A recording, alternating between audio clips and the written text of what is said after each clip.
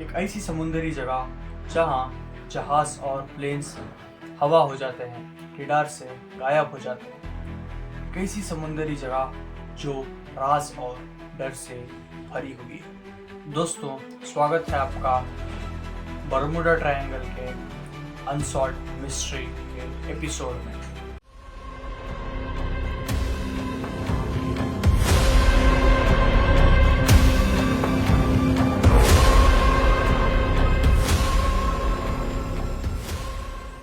Bermuda triangle यानी devils triangle माइमा, Bermuda और Pluto रिको के बीच लगभग 5 लाख स्क्वायर मील्स तक फैला हुआ है।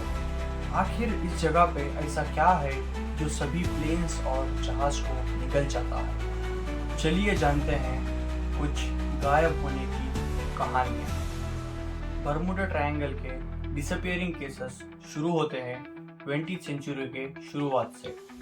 इसमें कुछ चंद फेमस केस में शामिल होते हैं फ्लाइट 19। 5 दिसंबर 1945 के दिन 5 यूएस नेवी बोट्स ट्रेनिंग के लिए बरमूडा ट्रायंगल के सरफेस पर यानी बरमूडा ट्रायंगल के ऊपर फ्लाई करने के लिए अपना ट्रेनिंग पूरा करने के लिए गए थे, लेकिन उनमें से एक भी प्लेन वापस नहीं आया। सभी के सभी प्लेन बरमूडा ट्रायंगल के ऊपर ही गायब हो गए और इस प्लेन्स को खोज करने के लिए एक और रेस्क्यू टीम कंडक्ट की गई, लेकिन जो प्लेन कंडक्ट की गई थी वो भी अभी तक रिटर्न नहीं आई। यह सब बरमूडा ट्रायंगल के मिस्ट्री का अभी तक का पहला केस था। एक और ऐसा ही एक मिस्ट्री केस यूएसएस साइक्लोप्स के द्वारा देखने को मिला।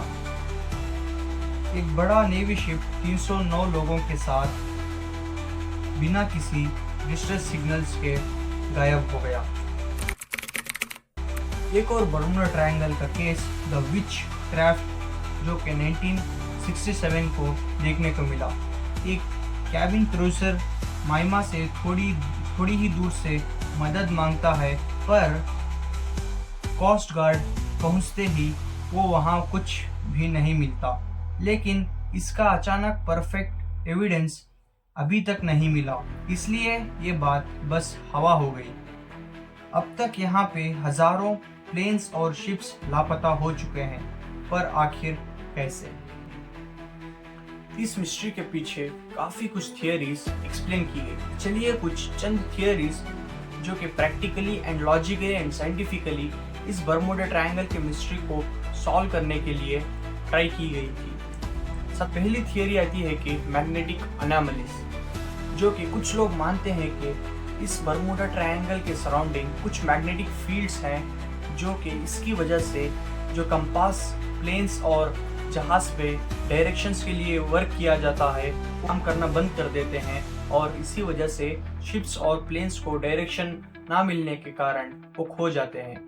और दूसरी थियरी कहती है कि बढ़ते हुए स्टॉर्म्स, क्योंकि वेदर बरमूडा ट्रायंगल के ऊपर प्रेडिक्ट करना बहुत ही मुश्किल है, और इसी कारण जब बड़े बड़े स्टॉर्म्स बरमूडा ट्रायंगल पे आते हैं तभी ये स्टॉर्म्स जहाज को डुबा ले जाते हैं। और तीसरी थियरी ये कहती है कि मीथेन गैस थियरी। साइंटिस्ट का कहना है कि समुंदर के नीचे मीथेन गैस के पॉकेट्स हैं, जो कि पानी के अंदर यानी मिट्टी के अंदर हैं। जब ये गैस फूट जाते हैं तो पानी हल्का हो जाता है और शिप्स को डुबा ले जाता है।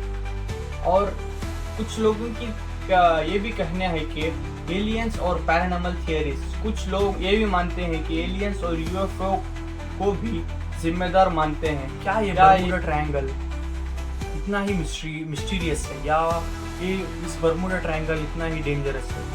दोस्तों, रिसेंट टाइम्स पे आप देख सकते हैं कि बरमूडा ट्रायंगल पे ट्रैफिक बहुत ज़्यादा हो सकती है। आप देख सकते हैं कि बहुत सारे प्लेन्स और जहाज बरमूडा ट्रायंगल के ऊपर ही जाते हैं, लेकिन इस केस का, इस मिस्ट्री का अभी तक सॉल्यूशन नहीं मिला, क्योंकि ट्रैफिक ज़्यादा रहती है बरमूडा ट्रायंगल के ऊपर। ये क्या 2 एक्सीडेंट्स देखना कॉमन होता है। यहाँ तक कि क्लाउड्स ऑफ लंदन जैसी इंश्योरेंस कंपनीज भी इस जगह को हाई रिस्क नहीं मानते।